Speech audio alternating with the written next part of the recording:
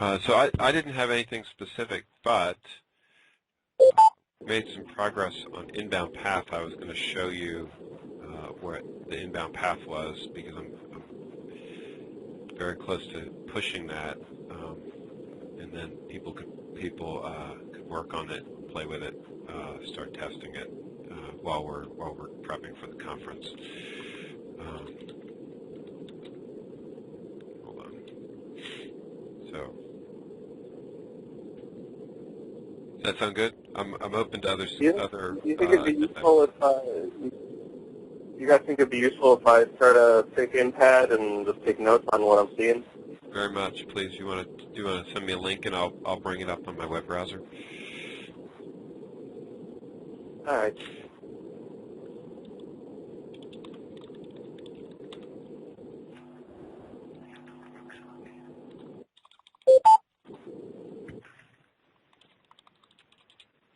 So I'm gonna jump right into this if it's all right with everybody. I don't know if we need the full hour, but we might because of the way questions tend to run. So I have a VM installed with. I actually need to take people through this whole process, don't I? Oh boy, this is good. I will do this because this is going to be really helpful. The Rails environment, bundle exec Rails, as Puma is what you need to do to start a Rails server, and so I'll do that. The thing there's a couple of things that we've seen. I wonder what I did. I didn't prep for a demo, so this is easy. I have to be a super user.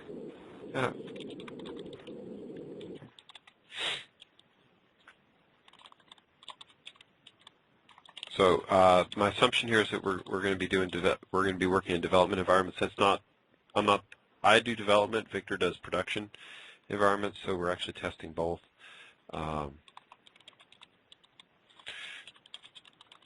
So Rails S exec Puma is going to start the web server and get things going. Let me also bring over a terminal session for the VM itself. Okay.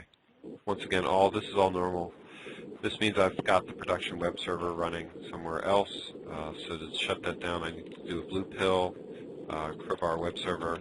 Because when I restarted my machine, the production web server started. So I can just stop the production web server. And then I can start my development web server. So all this is normal. It's actually in the docs in various places right now. So now I'm running this server. This server is running in my dev environment, my dev VM. This is my. If you have questions, stop me. I'm going to jump around a fair bit and trying to show this. That's not good. So you should be able to see what my bug is over here. Okay.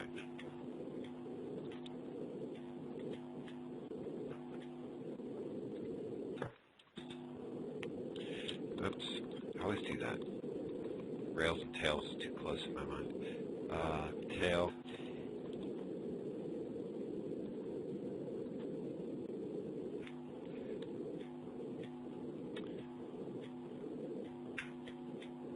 So what have we got?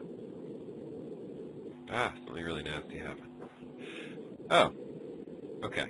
So this is pretty straightforward. This will show you. This is useful to have us walk through all this. I couldn't find the table of users because we haven't built the database. Normally, the way I start this is I do a bin dev tool, dev mode. Dev mode is not entirely working right now. I'll show you what the script looks like. What normally dev mode does is it creates a development database.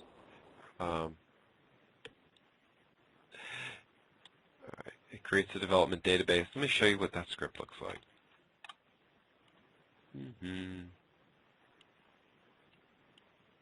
All right.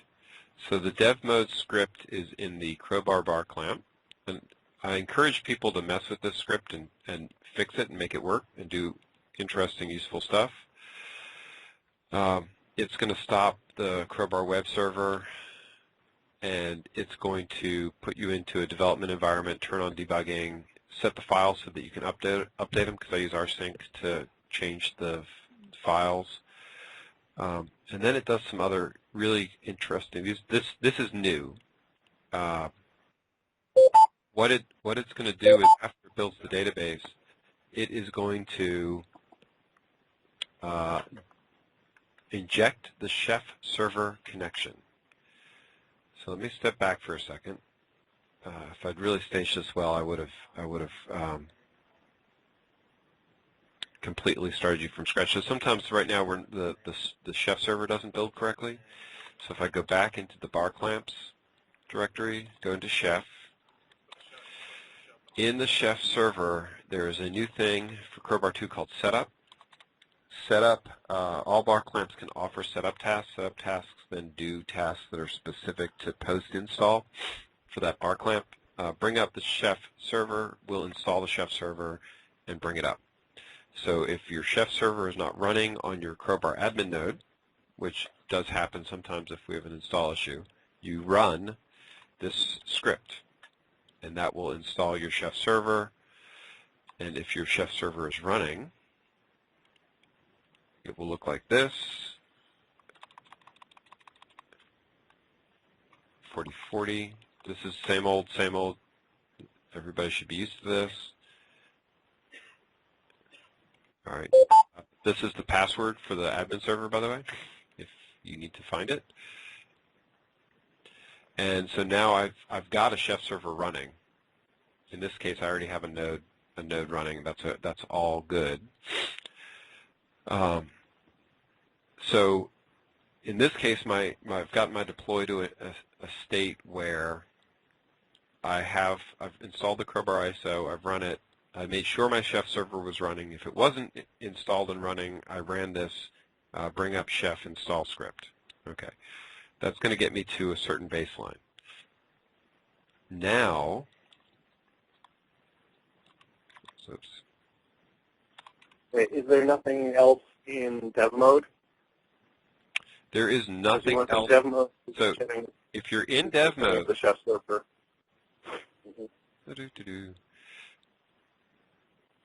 Oh, sorry. The last thing it does is make sure that the Chef server is running.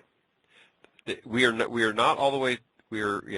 So the first thing you need to do is make sure your Chef server is running. So remember, it used to be we automated all this stuff, and when you ran the ISO, it installed the Chef server. Because of Crowbar 2, the Chef server install is actually done by the Chef bar clamp, which is what you'd expect. And so because we're still working out install issues at times, if that doesn't happen, that script will complete the install Chef stuff for you. But now I've started my dev server, and it looks still missing. So I'm going to actually run all the steps manually because of the fun that we have. So I'm in the Crowbar framework, and I'm going to set up the database. So I need the Rails environment to be development, and then I'm going to rake db migrate to create my database. So the system, since we're using database auth now, where we didn't before, you must have a database. Dev mode is supposed to migrate the database. Clearly it didn't. I'm still working on the dev mode scripts. Now I'm running the web server. I like to run the web server in my VM because it doesn't do anything else otherwise, and I can tail the logs if I need to see what's going on. Come on. All right, so now we can log in development mode, logged in. I must have just built, I did just build this guy. Good, so this will actually walk you through the whole process because we don't have anything built. Oh, that's weird. Okay. Oh. Including, yay. So So new screen in here. The I18N file is actually fixed as part of my next poll. This is before it, so ignore the bright yellow text. That means that my translations are missing. You'll notice I just installed this thing. I just built it. There is no jig here because I haven't installed the chef jig. In production, if you do a production install, we automatically install the chef jig. If you are doing a development mode, we do not automatically install the chef jig. And so, let's see, and we also don't automatically install the admin node. This is really useful. This is exactly the information people probably need because this is all the new hotness of inbound path and chef integration. So far, does people have questions? I've got a completely fresh Crowbar 2 install. I switched it into dev mode by turning off the web server. The chef server has already run, which is good. So now, and I'm in as root.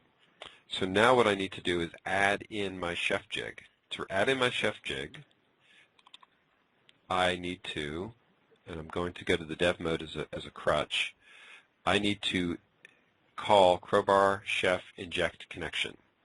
And I can provide a URL, a name, and a key file, but if I've done a blank install, these defaults are going to be good.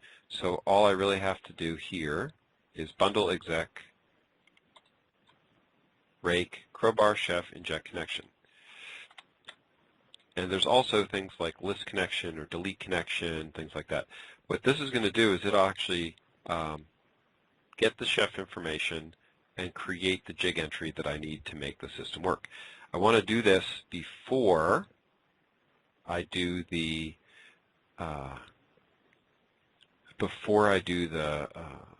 admin install node, and you'll see why in a minute.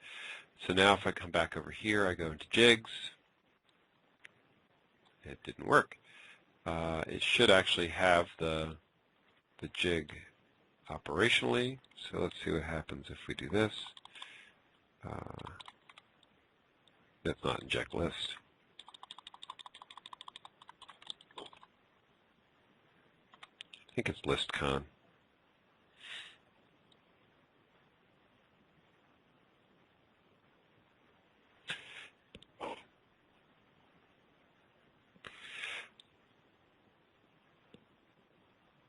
There you go. I got it right. So it's actually telling me there is an admin chef server with this connection and Crowbar. Why? I don't know why it's not showing up in my jigs list here.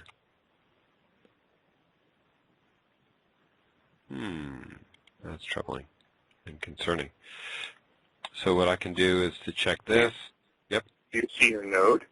Do you see the admin node in the GUI? You know what happened? No, here's why. Let me stop fighting that fight. I just need to export Rails env equals development. It installed it. It just installed in the production database. That's why it showed up as being there, even though it wasn't. I make this mistake, unfortunately, more often than I care to admit. 3 times a day. So it's doing the same thing, but now it's doing it against the development database. And now when and the reason why I have this handy screen that shows you the jig list is because you want to know that you actually installed the jig. Ta-da! The active link does not work for the chef jig yet. But it'll actually tell you, hey, look, I installed it there. This actually means that we now have 2 jigs in the system. The test one, which development installs, and the admin chef one. Test one is harmless. Mostly harmless. Thank you, Douglas Adams. And so you can leave it in. I don't think there's a way to remove the test jig right now.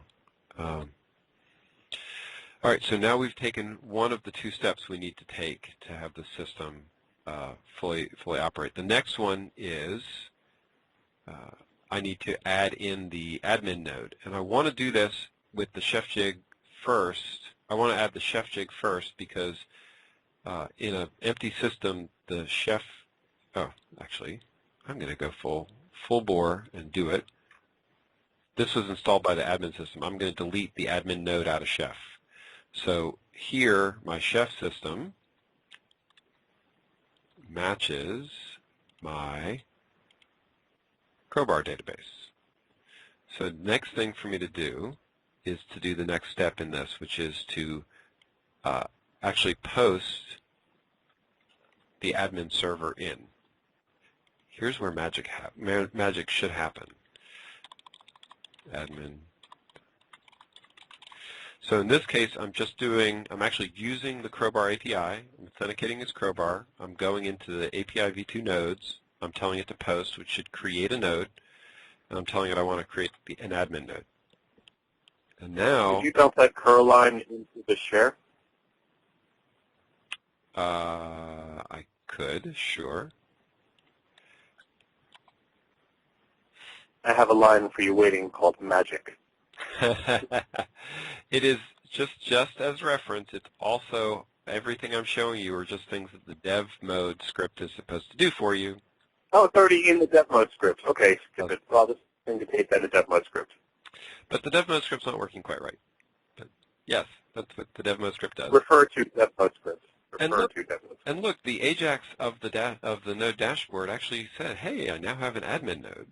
And if I come over to Chef, magic! Wow, now I actually have an admin node. So this admin node was created by the Chef jig. Let me repeat that for dramatic effect. This node in Chef was created by the Chef jig. When I dun dun dun, yay! And round of applause. and I could actually repeat the same cool effect with a new node, and we'll just call it magic. So, is it creating new Chef client files and having multiple client PEM files and everything on the admin server, all these different names? Why, yes, I think it does. Sorry, I didn't quite catch that. The PEM files, the dependencies, the bootstrap injections, some of that, yes, some of that, no.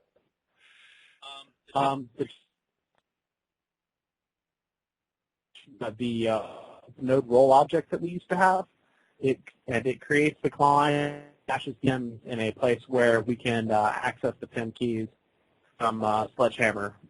It stashes them under updates so that we want to go through the whole song and dance of, oh, we're transitioning into this state, we need to blow away the client and rely on Sledgehammer to try to re-register itself. We don't do that anymore. We hand the client its PIM, and that's what it uses to talk to Chef.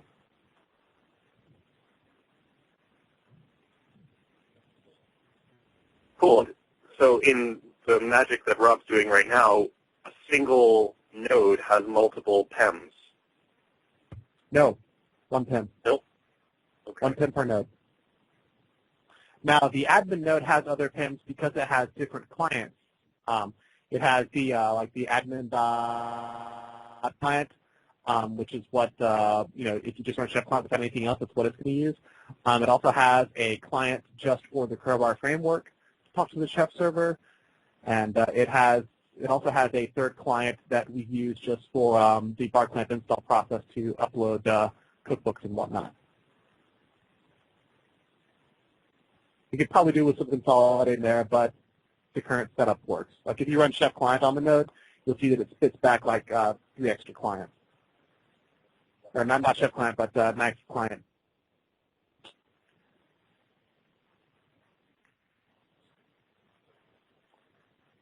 You've got the validator, the web UI, and the root client. But the admin.crowbar.com and the magic.crowbar.com were created by the Chef jig.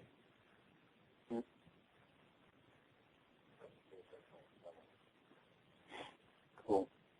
Okay. And I wanted data, so I ran the Chef client on the system because the next step is to do inbound data processing, which is like the next cool thing. All right, so I'll pause for a second to make sure people are caught up and that we don't have questions, because getting to this point is a significant development stage milestone thing. Let's see, and I'm going to also check in on my VM. Where is it? There it is. Cool. All right, so this actually got a sledgehammer image, and it should be doing some stuff. Whether or not it shows up in here is a different question. I think it will. All right. So what I just did was I ran Chef Client, so the admin node has a whole bunch of attributes. Right. This is effectively OHI data that came in, and the reason why this is important is this is what the inbound data path is going to take. So if everything worked right, and the inbound data path right now is only run by the API status nodes page. So when this page is hit, it does the inbound path. I will show you that code.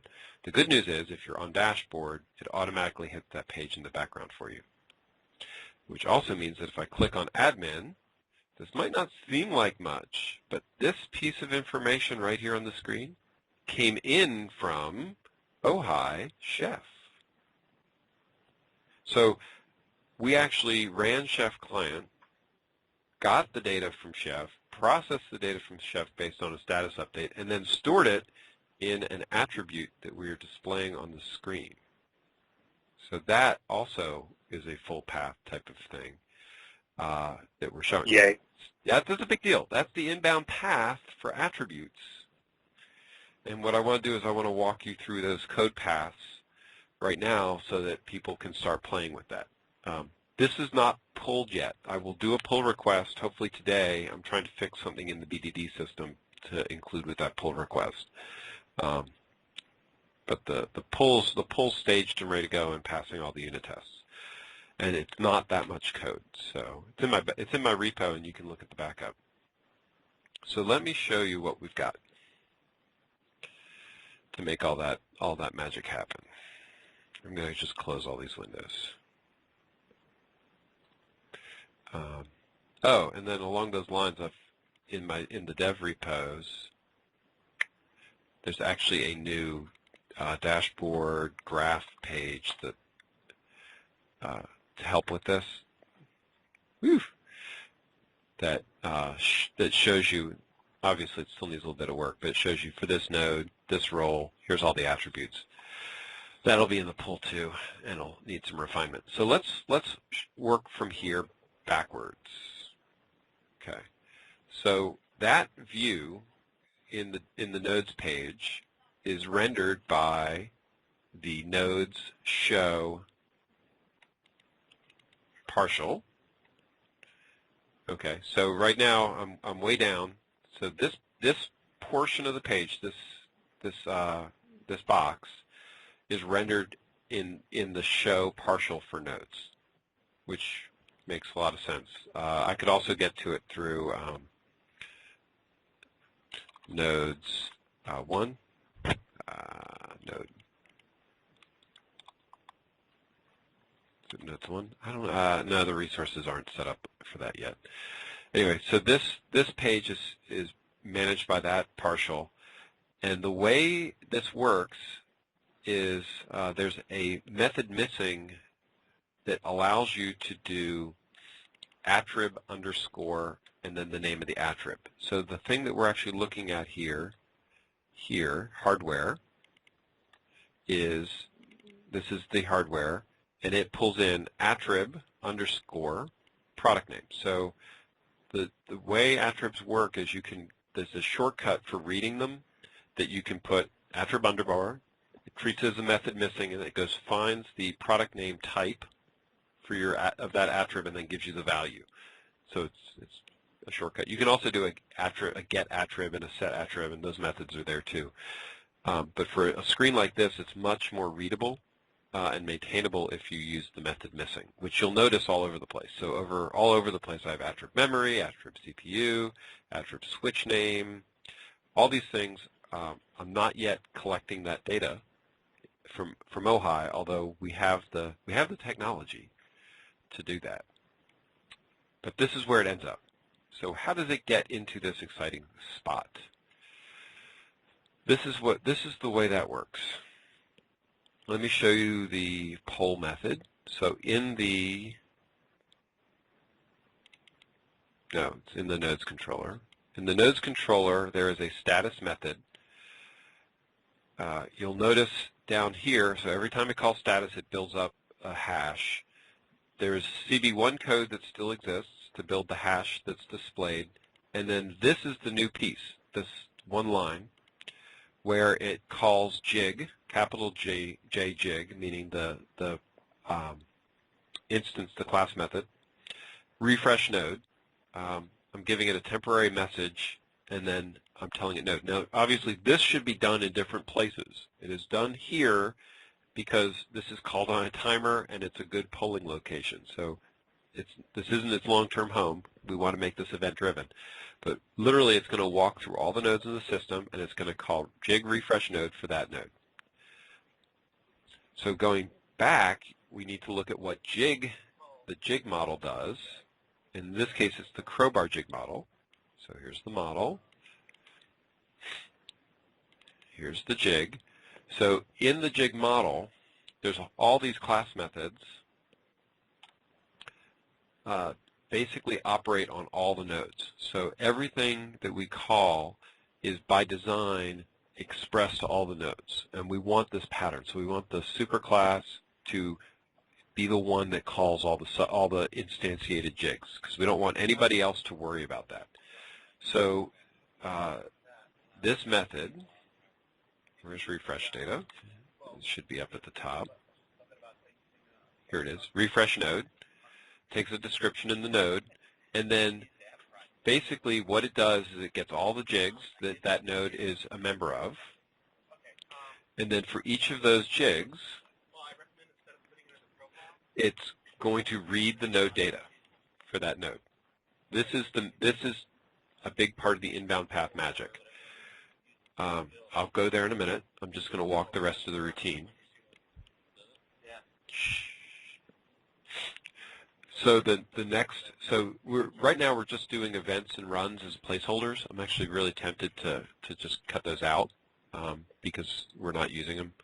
So we just fill the placeholder for that, and then after we have the node data, we just call all the bar clamps, and we run the processed inbound data on the bar clamps. So there's really only two actions here. It's right. We loop over every jig. We collect data from each jig, and then for every bar clamp, we call the process inbound data. And this is the core of the model for how we're going to handle jig bar clamp interactions. Right inside the jig superclass, we are going to pull data from all the jigs, take an action one jig at a time, and then offer that information to every bar clamp.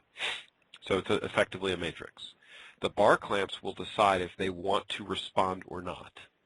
That is a per bar clamp decision. At some point, we probably need to include deployment into this logic, but we don't have it right now.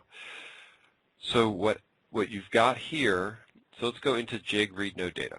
I'm going to start with the reference case, which is the test one.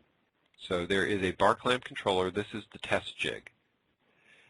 And all it does is return empty, which is perfectly fine. So this is our test one. You can use that for reference. The interesting one, of course, is the chef one. So here's the chef jig. To find the chef data, it's in Crowbar engine, bar clamp chef, app, models, bar clamp chef. There's not much in this engine except these two classes, right? The jig, which is where all the code is going, handles creating the jig, the chef interface. So all the chef API stuff is wrapped in this class. When we go to read data, you will notice there ain't a lot of code there. We don't need much code. Basically, it just loads the data for chef, and then it JSON parses it. So it really doesn't have to do very much. We're just saying, give me the data for this node and pass it on. Questions?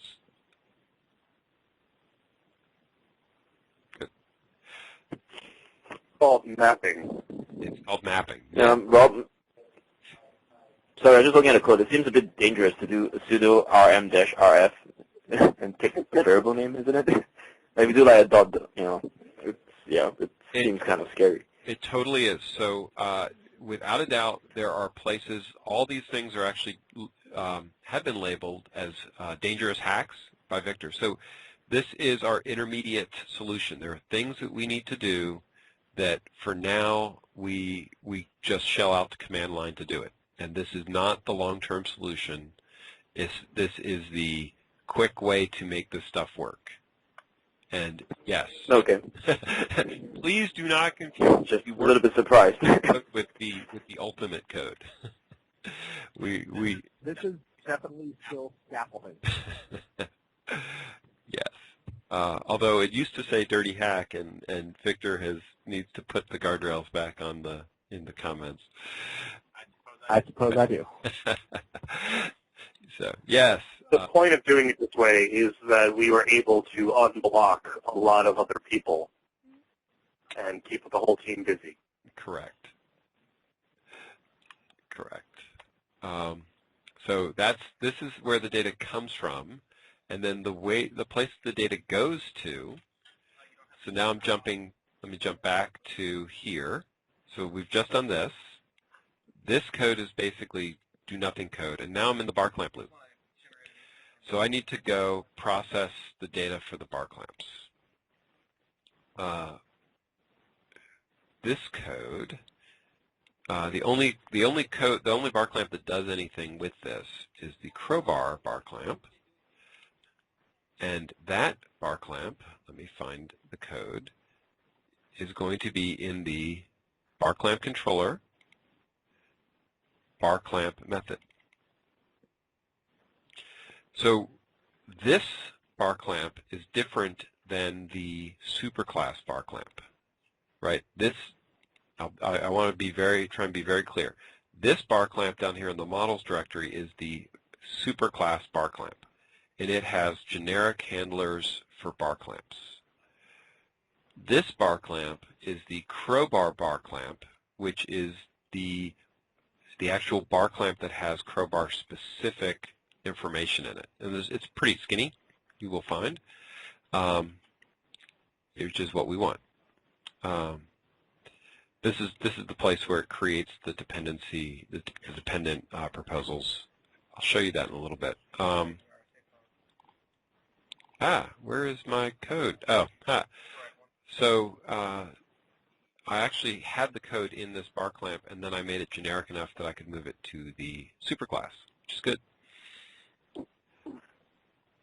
So the superclass process inbound data, right, with the appropriate hack warnings, basically does this.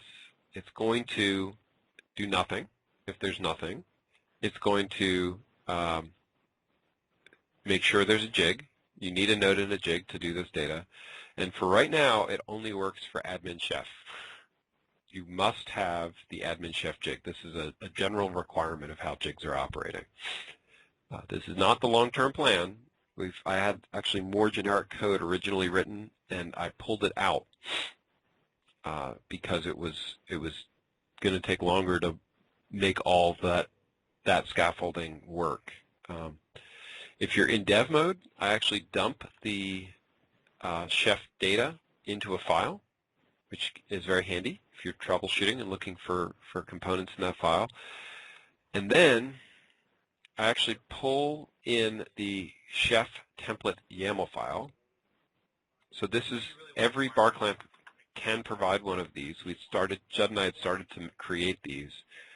And we've been populating the maps, the jig maps out of that. The jig maps were, while very useful, were more complex than we needed. So what I did was I just took this config file, which we needed. It has, this is the exact one we're looking at, product info, and it has the chef hierarchy of information that we want to pull out. So product info is in the chef JSON data bag. Let me show you. DMI system product info over here. let's see, there should be a DMI system product name right there. Okay, so This is not a data bag, is it? No, this is just node data. Zohi node data, correct. So this is the navigation. Okay, so the attribute product info maps in Chef to this. In the bar clamp code over here, what I do is I read in that YAML file. Once again, temporary way to load attributes. We're unblocking people so that they can do good work. It reads that file in. It pulls together the list of attributes, scans them. If they have a map for Chef, it builds an attribute type mapping, and then it just goes through those maps for the Chef data. And so this node attribute gets the node attribute. It sets its value by finding the attribute in data. This is a jig property. Every jigs are supposed to define this as a way to retrieve their data using maps. It's up to them on how to define it. And then we just set the run ID to something because that we built that scaffolding, although it's not developed. Once again, I'm tempted to rip it out. And then we save the attribute. So literally, the first part of this code just processes that YAML file to strip all the maps out. Then for everything that has a map, we go into the JSON data with the map, and then we store it. It's just a mapping, right? And then we're done. And once we've done that, the data is actually sitting on the node attributes in the right place, and then we can actually retrieve it and do all that useful stuff. All right, that's it. That's how it works, and then it does that for every node, for each attribute, for every jig, and sets it down in here. The reason why I did it in this YAML file is because it made it's something that's outside of the code base.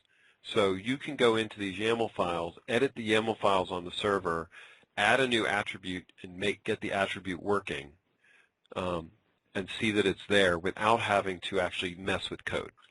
Okay, because one of the things that we have to fix is that if you change the code, because of the way we instantiate the Chef jig, which goes into memory, if you're in a dev server and you send it a new file, it forces the Chef server to restart, and there is currently a bug where the Chef in-memory connection does not get re-established correctly because the singleton has a bug in the way the singleton's working. We're aware of it. We can fix it. It's just it hasn't been a priority. So I have to shut down the server every time I change a page, any file of the web server. So it's much easier to mess with these YAML files that then get read in every time. It's not efficient, but it's really handy. Wayne's nodding at me. So, and so you should be able to go in and do this. And then one of the reasons why I created this page here that obviously needs a little bit of work is that I could come in and actually add new attributes, test them, and make sure they're working. I don't have a Chef server running in my dev environment, so it's not going to do anything. But if I wanted a Chef server running in my dev environment, I could easily do that. Let me actually take a moment and show how that would work. So just like we had happily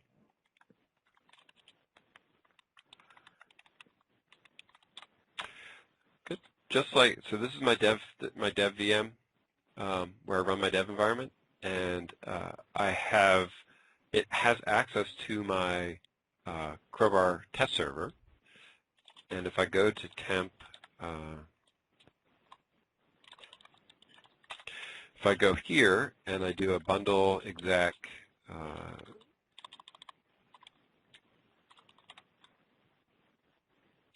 and I actually tell it hey, I want to do this server, I can come in and I can do a chef connection over here, Crowbar inject connection. Oops. And then I can set my URL.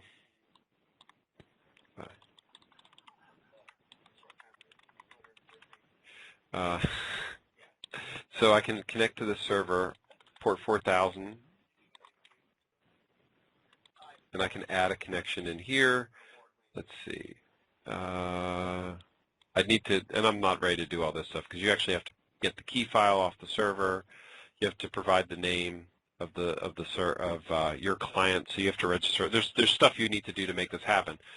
But if I actually wanted to do quick dev, I could set my dev environment to point to any chef server that I wanted or had handy and wanted to use, and I could then install my chef jig on any, and this is a big deal for Crowbar 2, I can run a Crowbar 2 server and point it to any existing chef server that I want. I just need my credentials and client set up correctly and start using it like that. So in that case, this is my test system. I can go into my installed jigs, and in this case I have a BDD jig that was added, and I have a test jig that was added, and if I completed that sequence of actions, I'd have a chef jig that was running in this, and then I could actually start interacting with that chef server even though it wasn't local to my box. That's a major milestone requirement, as I recall, for Crowbar 2. So let's see. Okay, all that's good. That's good. We covered that. I'll pause for questions because we're actually running out of time. And there was one more thing I wanted to show. It was a lot of information. Yeah. We need some time to test that, but awesome. I mean, great. And I've recorded it, and I'll post the recording. Hopefully, somebody like Judd or you guys take notes, update the dev docs, and give people tips on how to get this stuff going in a more formal way. I've tried to. There is actually documentation. Scary. But I did start documenting in the dev guide jig. Little sparse, but there is actually a place to put this information in the dev guide to help people build this stuff up. All right, and I don't need to change that. Okay, and then the other thing I was going to show is this. So quietly, this has also made progress. So one of the things that happens, if by default when you build the system, it builds the Crowbar, it creates the Crowbar deployment. The Crowbar deployment has a prerequisite of these deployments, deploy it right, and so it automatically creates the required deployments for these things. So this screen has been making some progress, and you'll see that we actually put attributes in here. We show nodes that are attached in here, and then because of my render errors, this screen looks a little wonky. I fixed that too. But it actually will show you the deployment light, and the commit button will actually connects to the API and does a commit. It doesn't refresh the screen correctly, but now this proposal actually shows as committed. That's why that light turned green. If I'm in the bar clamps list, you'll see the green light for the active proposal. And you need that because of the way in which the data is tracked against the some of the way the attributes work. There's a certain amount of, you want to have attributes against committed proposals, not against against active deployments to store data, not against proposed deployments.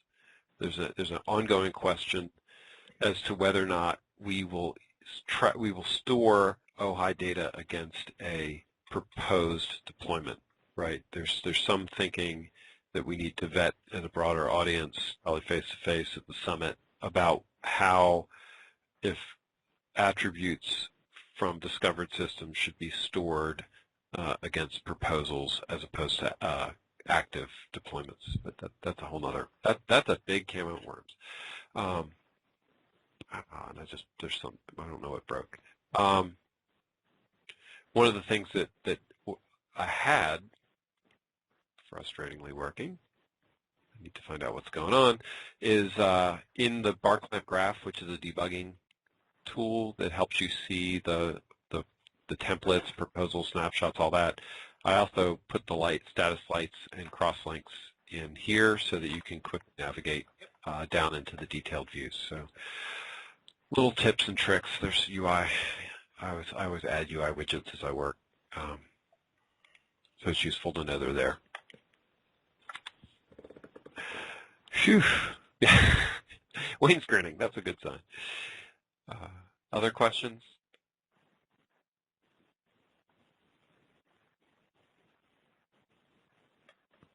Cool. At this point, the name of the admin jig, it seems critical to the workflow, but am I right to assume that you could really name a jig anything that makes sense to you?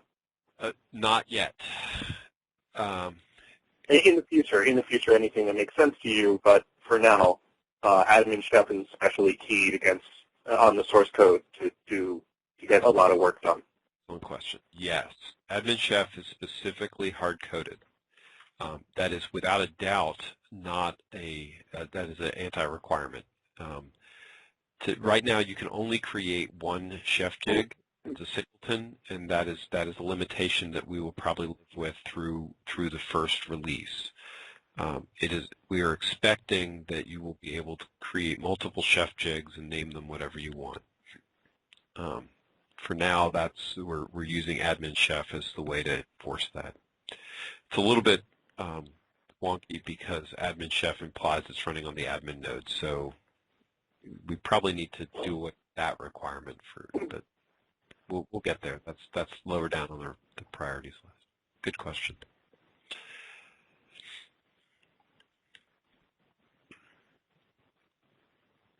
And as Rob made me available, I'd like to reiterate that I'm available to folks in the community to understand this stuff, help suss it out. I'll post some documentation, and I'm around. So if you want to try to get it running,